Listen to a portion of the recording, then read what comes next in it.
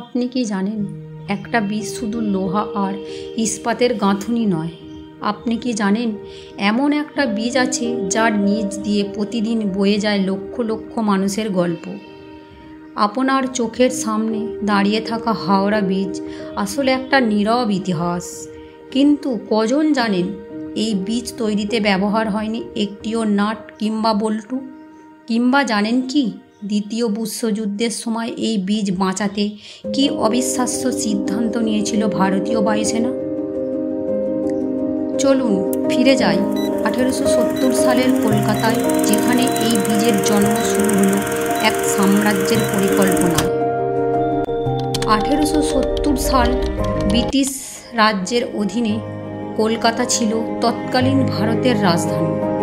হুগলি নদীর এক পাশে ছিল হাওড়া, কর্মজীবী মানুষ, শ্রমিক, ব্যবসায়ী ও কলকারখানার কেন্দ্র।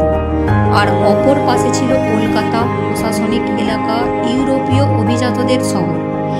এই দুই অংশকে জোড়ার জন্য তখনকার ইংরেজ সরকার একটা ফ্লোটিং পটন ব্রিজ বানায়।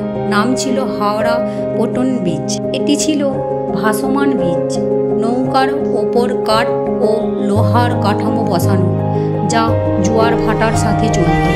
কিন্তু সমস্যা ছিল একটাই, নদীতে বেশি জোয়ার বা বেশি ট্রাফিক হলে ব্রিজ বন্ধ করে দিতে হতো। 1874 সালে প্রথম ট্রাম চলল হাওড়া থেকে কলকাতা, সেই পটন ব্রিজের উপর দিয়ে। কিন্তু ক্রমাগত জনসংখ্যা বৃদ্ধি, গাড়ি ঘোড়া ও ব্যবসার চাপে স্পষ্ট হয়ে গেল এই ব্রিজ আর চলবে না। ব্রিটিশরা ভাবতে শুরু করলো যাই এক শক্তপোক্ত স্থায়ী লোহার বীজ। 1898 সালে ইঞ্জিনিয়ার ও প্রশাসকদের নিয়ে গঠিত হলো হাওড়া ব্রিজ কমিশন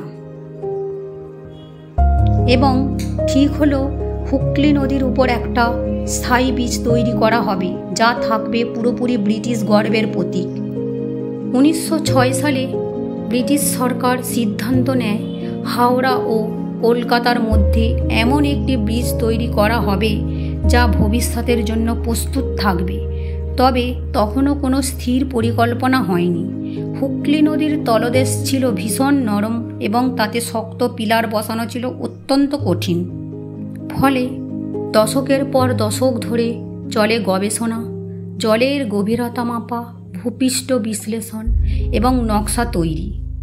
শেষমেশ 1926 সালে নিউ হাওড়া ব্রিজ তৈরির জন্য ব্রেথুন ব্রোন অ্যান্ড জোসেফ কনস্ট্রাকশন কোম্পানিকে দায়িত্ব দেওয়া হয় এবং তখনই শুরু হয় সেই এক ঐতিহাসিক প্রকল্প, যা ভবিষ্যতে ভারতীয় ইঞ্জিনিয়ারিং এর অন্যতম শ্রেষ্ঠ নিদর্শন হয়ে উঠবে। হাওড়া ব্রিজের সবচেয়ে আশ্চর্য বিষয়, এর গাঁথুনিতে ব্যবহার করা হয়নি একটি নাট বা বল্টুও। এটা একটি ক্যান্টিলিভার ট্রাস ব্রিজ, যেখানে দুই পাশ থেকে ভারসাম্য তৈরি করে মাঝখানে সংযোগ ঘটানো হয়। ব্রিজের গাঁথুনিতে ব্যবহার হয়েছে রিভেটস অর্থাৎ গরম লোহার পিন, যা দুই অংশকে গলিয়ে জোড়া দেয়। লোহা প্রায় 26 থেকে 500 টন, রিভেট প্রায় 25 লক্ষ, দৈর্ঘ্য 705 মিটার, 2312 ফুট, প্রস্থ 97 ফুট, উচ্চতা 82 মিটার। এই ব্রিজের একমাত্র সংযোগকারী পিলার বসানো হয়েছিল নদীর তীরে, যেন নদীর মাঝে কোনো বাধা না থাকে। এই কারণেই আজও হাওড়া ব্রিজ হুগলি নদীর উপর সবচেয়ে বড় ক্যান্টিলিভার ব্রিজগুলোর একটি। হাওড়া ব্রিজের নির্মাণে অংশ নিয়েছিলেন হাজার হাজার শ্রমিক। তাদের অনেকেই ছিলেন বাংলার বিভিন্ন জেলার সাধারণ মানুষ, যারা দিনে 12 থেকে 14 ঘন্টা কড়া রোদে কাজ করতেন। শুনলে অবাক লাগবে, ব্রিজ নির্মাণের সময় কোনো ক্রেন বা আধুনিক যন্ত্র ছিল না। সব কিছুই ম্যানুয়াল লেবার এবং দক্ষ কারিগরের উপর নির্ভর করেই করা হয়েছিল। এই শ্রমিকদের কেউ কেউ জীবনের ঝুঁকি নিয়ে নদীর ওপরে ঝুলে কাজ করতেন। 1936 সালে শুরু হয় নির্মাণের প্রধান কাজ। দিনে দিনে নদীর দুই পাড়ে উঠতে থাকে ধাতব কাঠামো। 1940 সালের মধ্যে ব্রিজের প্রায় 80% কাজ সম্পূর্ণ। 1942 সালে শেষবারের মতো দুই পাশকে সংযুক্ত করে চূড়ান্ত কাঠামো দাঁড় করানো হয়। এটি শুধু একটি ব্রিজ নয়, এটি ছিল এক যুদ্ধকালীন যুগে দাঁড়িয়ে ইঞ্জিনিয়ারিং দক্ষতার অসাধারণ দৃষ্টান্ত। আজ হাওড়া ব্রিজ কেবল একটি লোহার কাঠামো নয়, এটি একটি প্রতীক, বাঙালির গর্বের, ঐতিহ্যের আর ইতিহাসের সাক্ষী।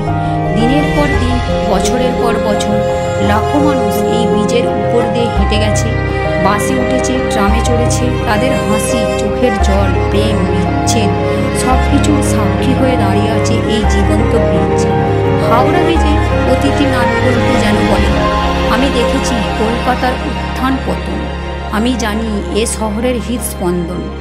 আজও যখন সূর্য ওঠে, গঙ্গার জলে সেই আলো প্রতিফলিত হয় হাওড়া ব্রিজের স্টিলের গায়ে, তখন যেন এক নতুন ভোর, এক নতুন স্বপ্নের গল্প শুরু হয়।